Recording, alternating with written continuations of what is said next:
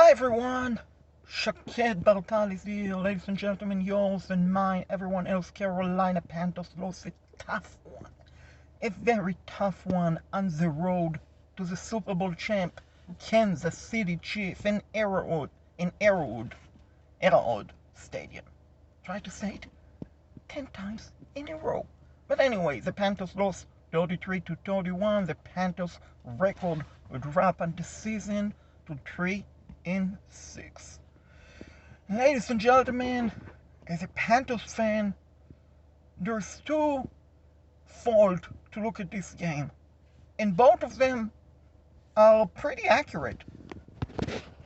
One fault is to be unhappy about the penalties. Carolina Panthers, ladies and gentlemen, had today 12 penalties. A lot. Absolutely a lot of them were on defense, and honestly, a lot of them were totally inexcusable, unacceptable. When you jump offside, to prevent that, what you have to do is watch the ball. Don't watch the quarterback count, because he's going to try to draw you to jump offside. So all you have to do is watch the ball. When you hold an offensive lineman, Jermaine Carter holded the Kansas City Chiefs offensive line Mike Ramos on a passing play. On a passing play that wasn't intended to Ramos, that cost the Panthers points. And I can go so on and so on. Pardon me. Go so on and so on. Penalties. I'm even coughing because of the penalties. 12 penalties for the Carolina Panthers. My gosh. Only Toledo. You are not going to beat the Super Bowl champ if you keep holding yourself, which what the Carolina Panthers did today. And you can also be upset about the inability to get pass rush and enough pressure on quarterback Patrick Mahomes. No question, the Kansas City Chiefs, have an outstanding offense. Outstanding. In my opinion, they have the best offense in the NFL, without a doubt. It's not even close. They have the best quarterback in the NFL, Patrick Mahomes. He has so many weapons. So sure, you're not going to hold the Chiefs to 10 points or less, unless you have a spectacular defense, which the Carolina Panthers, at the moment, they don't have a spectacular defense. Now, with that said, ladies and gentlemen, I could be wrong, but the way I look at it, from a defense perspective, if you're going to beat an opponent, and a great opponent, you have to rush more than 3 guys as a quarterback. Rushing 3 guys is not going to get the job done when you drop 8 and you still get beat in the air. It's not going to get the job done. Carolina Panthers have one outstanding pass rusher in Brian Spider-Man Burns. Outside of that, they really don't have complementary pass rusher to go alongside with Burns. Maybe down the road, Gross Matos will become one. Maybe Marquise Haynes will become one. Who knows? But at the moment, the Carolina Panthers' lone pass rusher is Brian Spider-Man Burns. And throughout the game, the Chiefs did an outstanding job of minimizing Burns' threat. He did get one sack, one gigantic sack on second down, which forced the Chiefs to throw a screen on 3rd and long, and the Panthers came up with a big stop. So Burns got one sack. That is great. The Panthers got beat up too many times in the air. And what frustrating, they got beat up too many times in the air on long conversion. I'm talking about 15-plus yard type of plays. And again, take nothing away from Kansas City offense. Like I state, they have the best offense in the NFL. the best quarterback in the NFL. So sure, you're going to give up a lot of points. Sure, you're going to give up a lot of yards. But my belief, ladies and gentlemen, if you drop 8, you better do a great job of making sure that the receiver is not ahead of you wide open, which too many times Panthers couldn't do that. So that is something you have to address in off-season, in free agency, in the draft, in trade, to upgrade and get another pass rusher beside Burns. But in the meanwhile, ladies and gentlemen, when you face off against a great offense, if you cannot cover it with 8 guys, maybe, just maybe, instead of rushing 3, maybe rush 5. Maybe you will make the quarterback throw the ball before you want to, and you will come up with an interception or a fumble, a stripped fumble. But when you rush just 3, and realistically when you rush just 1 in Brian Burns, you're not going to beat anyone, ladies and gentlemen. That, unfortunately, is the fact. And for Phil Snow, defensive coordinator, he has to make adjustment. And for whatever reason, he doesn't make adjustment. Now, I understand the defense doesn't have a lot of talent outside of Burns, outside of Jeremy Chain, outside of this two. They really don't have a lot of talent at the moment. They really don't. I mean, Derek Brown, at times, he makes great plays, and he's a rookie, but at other times, he really does not. And in a way, for being a 7th round pick in the draft, I am disappointed in his play. And I'm not going to sit here and tell you Derek Brown is a bust. He's playing like a bust. But honestly, I expected more out of Derek Brown after 9 games. And we are not seeing it. Maybe, and hopefully, he will turn out to be a great defensive tackle. But at the moment, he's not living up to the expectation of being a 7th overall pick in the draft. And that, my friend, is the reality. So the Panthers did a good job against the run. They did an outstanding job against the Kansas City running game, which was basically a non-factor in the game. They did, like I said, got beat in the air too many times.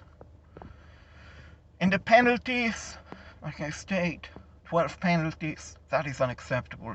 Really, really unacceptable. Offense, overall, Carolina Panthers played outstanding. Really did. Played a great game. You should not be upset or be mad or point finger at quarterback Teddy Bridgewater, because he played outstanding, ladies and gentlemen. And you should not blame Joyce Lice for missing a 67-yard field goal as time expired. You should not be mad at him.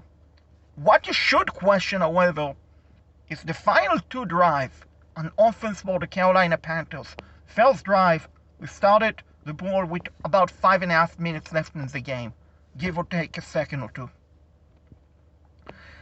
Trailing by 9 points, instead of playing with urgency, they took it easily.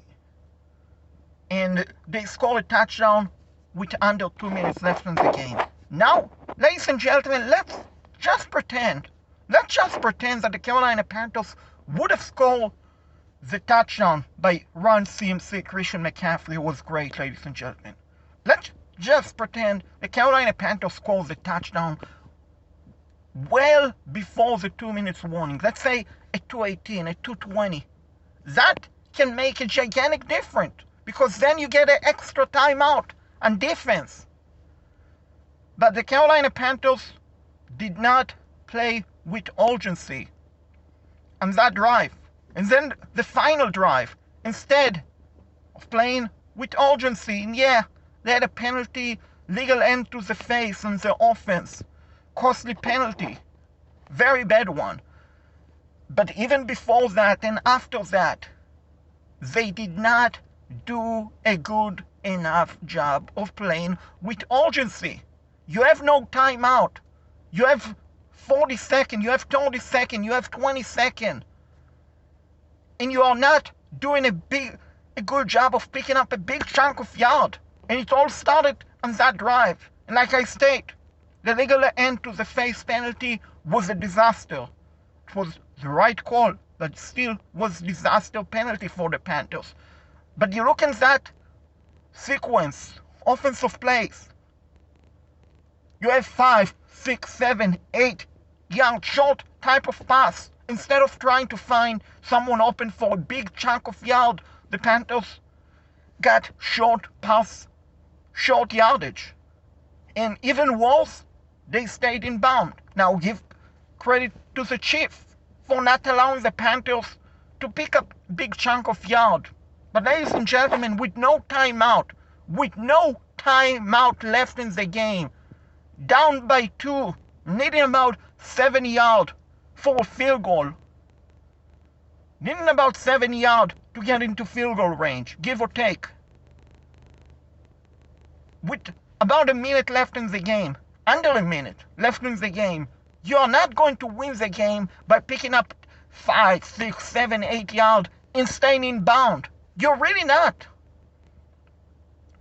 So give credit to the Carolina Panthers for playing with a lot of heart.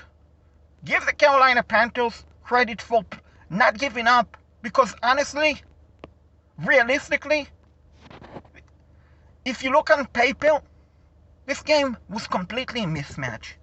And this is not saying the Carolina Panthers are a bad team. They are not. This is not saying the Carolina Panthers are not a fighter. They are. But this is saying you're facing off against a Super Bowl champ, against a very young team overall, especially on defense, with a brand new rookies coaching staff. So for the Carolina Panthers to lose by 2 points on the road to the Super Bowl champ, as a fan of the Carolina Panthers, as a diehard Panthers fan, part of me, I'm extremely proud. I'm happy. I'm happy that they fought. I'm happy that they didn't get blown out. Watching the pregame show, NFL on Fox, Terry Bradshaw picked the Chiefs by 15 points. Plus, this wasn't a 15-point loss by the Carolina Panthers. They only lost by 2 points. So yeah, we should be proud. We should be extremely proud of how they played. We should be proud of the offense for having a great success. We should be proud of the defense and the final sequence by the Chiefs finally getting a punt, finally getting a pressure and sack by Brian Burns. We should be proud of that. We should be very proud of all of that. But at the same time, we have to be realistic and state rushing 3 defender is not going to get the job done. You want to have a great success against a great quarterback, a great offense, you have to rush more than 3 defender. Otherwise, you are not going to get a sack. And again, Brian Burns is a great defender.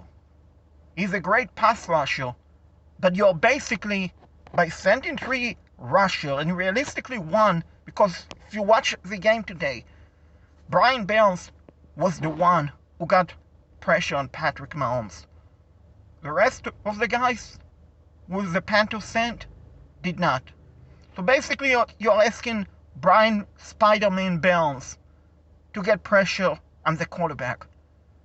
And it's impossible, because you know the offensive line is going to double team you, it's going to triple team you, which they did. Net result, not enough pressure by the Carolina Panthers. So that is something Phil Snow right now, even with lack of talent, which I get it, I understand, you still have to make some sort of adjustment. And on offense, you have to understand the time and situation and be more aggressive, which the Carolina Panthers played a great aggressive game. I'm proud of that. But be more aggressive, and you will win games, ladies and gentlemen.